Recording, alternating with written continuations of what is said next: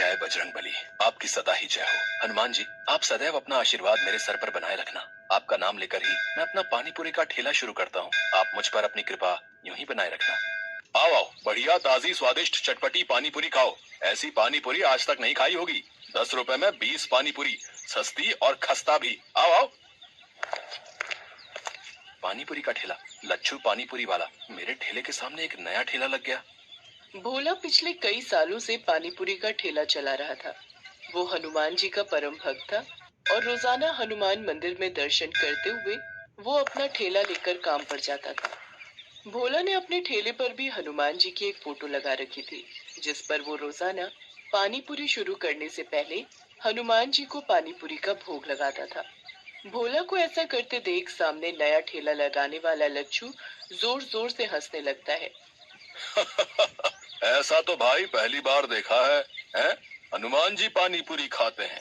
कैसे बेवकूफ लोग हैं जो भगवान को पानी पूरी खिलाते हैं। देखो भैया, तुम यहाँ नए आए हो, इसीलिए अपनी हद में रहो। मेरा मजाक उड़ाने की कोई जरूरत नहीं है। अपने काम से काम रखो। मैं तुम्हें कुछ नहीं कह रहा। इसका मतलब ये नहीं कि तुम मुझे कुछ भी बोलते जाओगे। ऐसा है, अब यहाँ मैं आ गया हूँ। अब मेरा पानी पूरी का ठेला ज्यादा चलने वाला है। तुझे तो मैं कुछ ही दिन में यहाँ से तेरे हनुमान जी के साथ गायब कर दूंगा, समझा? लच्छू बदमाश टाइप का आदमी था। उसके कई बदमाश दोस्त थे जो खाली समय में उसके ठेले पर आकर मौज मस्ती करते थे। लच्छू जो पानी पूरी बनाता था उसका तरीका बहुत ही गंदा था। ये बात किसी को भी पता नहीं थी। ये काम वो चोरी छुपे करता था। भोला अपनी पत्नी ममता को इस बारे में बताता रहता था। ममता, तुम नहीं जानती हो, वो नया पानी पूरी वाला लच्छू बहुत ही गंदा इंसान है। वो ग्राहकों को गंदे पानी और पुराने मसालों से बनी पानी पूरी खिलाता है। ये बात कोई ग्राहक नहीं समझता। सबको बस सस्ता दिखता है। इसी वजह से मेरे ठेले पर ग्राहकों का आना बहुत कम हो गया है। सब लच्छू के ठेले पर ही जाते हैं। सुनो जी, बेईमानी की नींव पर खड़ी इमारत की दीवारें बहुत कच्ची होती हैं। देखना, ये लच्छू ज्यादा दिन टिक नहीं पाएगा। और आप तो अपने हनुमान जी पर विश्वास रखते हो ना, तो अपनी सारी चिंता छोड़ दो। भोला हनुमान जी का ध्यान करके सो जाता है। अगले दिन भोला जब अपना ठेला लेकर बाजार पहुंचता है, तो उसके ठेले पर कुछ बदमाश आ जाते हैं। ओए, पानी पूरी खिला तो जरा, देखें तेरी पानी पूरी में कितना स्वाद है। जी अभी खिलाता हूँ, ये लीजिए। कल्लू भाई, पानी पूरी में ज्यादा स्वाद नहीं है, थोड़ा तीखा और मिला बे। मेरा दोस्त कई दिनों बाद आया है, इसे जी भर के पानी पूरी खिला। तभी दो आदमी और आ जाते हैं और वो भी उन्हीं दोनों बदमाशों के दोस्त होते हैं। वो भी साथ में पानी पूरी खाने लगते हैं। उनमें से दो लोग भोला के सिर पर मार मार कर बात कर रहे थे। भोला को ये सब पसंद नहीं आ रहा था। अरे आप लोग ये कैसी हरकत कर रहे हैं? खिला तो रहा हूँ, इंसान हूँ, कोई मशीन नहीं। खिलाने में समय तो लगता ही है। अब आप 4, मैं 1 खिलाने वाला। चलो भाई चलते हैं, बस कर बे। अरे अरे, कहाँ जा रहे हो? मेरे पैसे तो दे जाओ। कौन से पैसे? अरे तुम लोगों ने जो पानी पूरी खाई है, मैं उसके पैसे मांग रहा हूँ। हमसे पैसे मांगेगा? जा नहीं देते। बोल क्या कर लेगा? ये क्या बदतमीजी है? तुम तो गुंडागर्दी कर रहे हो। मेरी मेहनत की कमाई है, वो तो तुम्हें देनी ही पड़ेगी। साले, हमसे पैसे मांगता है, अभी तुझे बताते हैं। चारों बदमाश भोला को बुरी तरह पीटने लगते हैं और उसका पानी पूरी का ठेला पूरा तोड़ देते हैं। सामने खड़ा लच्छू पानी पूरी वाला जोर जोर से हंस रहा था। और मारो, आज के बाद इसे पानी पूरी बेचने के लायक ही मत छोड़ना। आसपास से जाते हुए लोग बदमाशों से इतना डर गए थे कि कोई भी भोला की मदद को नहीं आया। बदमाश लच्छू के दोस्त थे। वो जब वहां से चले गए तब एक व्यक्ति ने भोला की मदद की और उसे रिक्शा पर बिठाया। भोला लहूलुहान घर पहुंचा। उसकी हालत देखकर ममता घबरा गई और उसे डॉक्टर के पास ले गई। भोला के हाथ पैरों में बहुत चोट थी। डॉक्टर ने भोला को कुछ दिन आराम के लिए बोल दिया। ममता, ये सब उस बदमाश लच्छू पानी पूरी वाले का ही किया धरा है। हे बजरंगबली, ऐसे पापियों को सजा क्यों नहीं मिलती? अब मैं काम पर कैसे जाऊंगा? भोला भी ममता से बात कर ही रहा था कि तभी दरवाजे पर दस्तक होती है। कौन है? रुको, आती हूँ। अरे रतन, तू? प्रणाम दीदी, कैसी हो? अरे ये जीजा जी को क्या हुआ? ये चोट? तू आ बैठ, पहले कुछ खा पी ले, फिर सारी बात बताती हूँ। रतन, तुम तो कभी शहर आते नहीं हो, अचानक कैसे आना हुआ? बस जीजा जी, आपसे और दीदी से मिलने का मन था, और मुझे शहर में थोड़ा काम भी था। ममता का भाई रतन गांव में रहता है। उसका शहर आना बहुत कम होता है।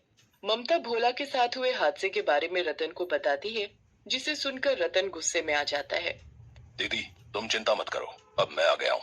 मेरे रहते जीजा जी का काम कोई बंद नहीं कर सकता। कल से मैं पानी पूरी का ठेला लगाऊंगा। देखता हूँ किस में हिम्मत है जो मुझे वहां से हटा दे। रतन की बात सुनकर ममता और भोला पहले तो थोड़ा घबरा जाते हैं, पर रतन उन्हें समझा देता है। अगले दिन रतन पानीपुरी का ठेला लेकर बाजार पहुंचता है। लच्छू पानीपुरी वाला भोला की जगह रतन को ठेला लगाते देख हैरान रह जाता है। ओह, तुम कौन हो भाई, जिसमें इतनी हिम्मत आ गई जो मेरे सामने पानीपुरी का ठेला लगा लिया? मेरा नाम रतन है और भोला मेरे जीजा जी हैं। अब से मैं उनकी जगह यहाँ पानीपुरी का ठेला लगाऊंगा। भोला के तो हाथ पैर तुड़वाकर मैंने यहाँ से हटवा दिया, अब तेरा भी यही हाल करवाऊं क्या? है हिम्मत तो मेरे ठेले को हाथ लगा कर दिखा।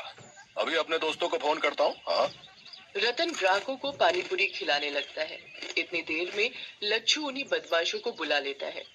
ये रहा भोला का साला रतन, इसे भी इतना मारो कि ये भी खटिया पकड़ ले।